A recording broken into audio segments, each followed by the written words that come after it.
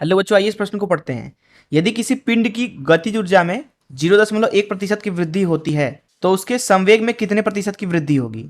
पहला ऑप्शन है 0.05%, दूसरा ऑप्शन है 0.1%, तीसरा ऑप्शन है 1%, चौथा ऑप्शन है 10%। आइए इस प्रश्न की मुख्य अवधारणा की चर्चा करें।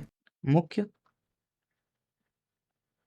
अवधारणा, देखिए, मान लीजिए एक कण है कुछ इस तरीके से, इसका द्रव्यमान m है और ये v गति से चल रहा है, तो इसका जो संवेग होगा p वो होगा mv के बराबर, और इसकी जो गति ऊर्जा होगी वो होगी 1/2 mv का वर्ग के बराबर। ऊपर नीचे गतिज ऊर्जा में m का गुणा कर दें तो गतिज ऊर्जा मिलेगा आपको ऊपर mv का वर्ग और नीचे 2m। mv है p तो p का वर्ग भागे 2m, तो गतिज ऊर्जा का ये भी एक सूत्र हम इस्तेमाल कर सकते हैं p के पदों में। तो इस मुख्य अवधारणा का इस्तेमाल करके चलिए प्रश्न को हल करें। यहाँ पर प्रश्न में गतिज ऊर्जा के बारे में बात की जा रही है, तो गतिज ऊर्जा का सूत्र लिख लेते हैं के बराबर p का वर्ग भागे 2m। देखिए, बोला रहा है गतिज ऊर्जा में 0.1% की वृद्धि होती है, तो मान लीजिए कि पहली स्थिति है जिसमें जो गतिज ऊर्जा है वो k है, तो उसका मान लिख देते हैं p का वर्ग भागे 2m। मान लीजिए उस अवस्था में जो संवेग है वो p है। अब हम क्या कर रहे हैं कि दूसरी स्थिति में गतिज ऊर्जा को बढ़ा दिया 0.1% से, तो मान लीजिए गतिज ऊर्जा अब बढ़कर k डैश हो गई, तो k डैश है दरअसल पुरानी वाली गतिज ऊर्जा में उसका 0.1% और जोड़ देना है, k का 0.1%, अर्थात k डैश का मान लिख सकते हैं यहाँ पे k गुणे 100.1 भागे 100। प्रश्न में पूछ रहे हैं कि संवेग में कितने प्रतिशत की वृद्धि होगी। ध्यान से अगर देखें तो ये 0.1% की वृद्धि बहुत ही कम है।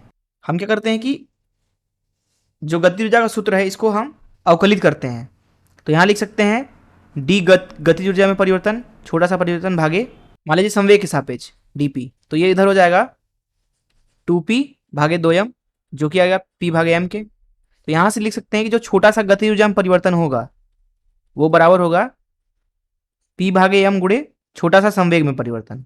अब यहाँ पे अगर लिखना चाहें डी के अर्थात छोटा सा गतिज ऊर्जा में परिवर्तन, तो वो है अंतिम अंतिम गतिज ऊर्जा ऋण प्रारंभिक गतिज ऊर्जा, जो कि दरअसल है यहाँ पे k गुणे 0.1 भागे 100। तो यहाँ पे हम इस सूत्र का इस्तेमाल करते हैं, तो यहाँ लिखेंगे k गुणे 0.1 भागे 100 अर्थात गतिज ऊर्जा में छोटा सा परिवर्तन बराबर संवेग भागे द्रव्यमान गुणे संवेग में छोटा सा परिवर्तन। प्रश्न में बोला जा रहा है संवेग में कितने प्रतिशत का वृद्धि हुआ होगा। अंतिम संवेग मान लीजिए कि p डैश है, तो p डैश ऋण p ये हो गया संवेग में परिवर्तन। इसको मान लीजिए कि प्रारंभिक जो संवेग है अर्थात p उसका ये x प्रतिशत है, तो यहाँ पे हमें x का मान निकालना है। अब देखिए p डैश ऋण p जो है यहाँ पे वो dp के बराबर आ जाएगा, क्योंकि गति ऊर्जा में बहुत ही कम परिवर्तन है इसलिए संवेग में भी कम परिवर्तन होगा। इस सूत्र से देख सकते हैं, इसको समीकरण 1 बोलते हैं, तो dp का मान यहाँ से उठा के डाल सकते हैं। यहाँ पे dp का मान हो जाएगा k गुणे 0.1 भागे 100 गुणे m भागे p, ये बराबर आ जाएगा dp के, और ये है p गुणे x भागे 100।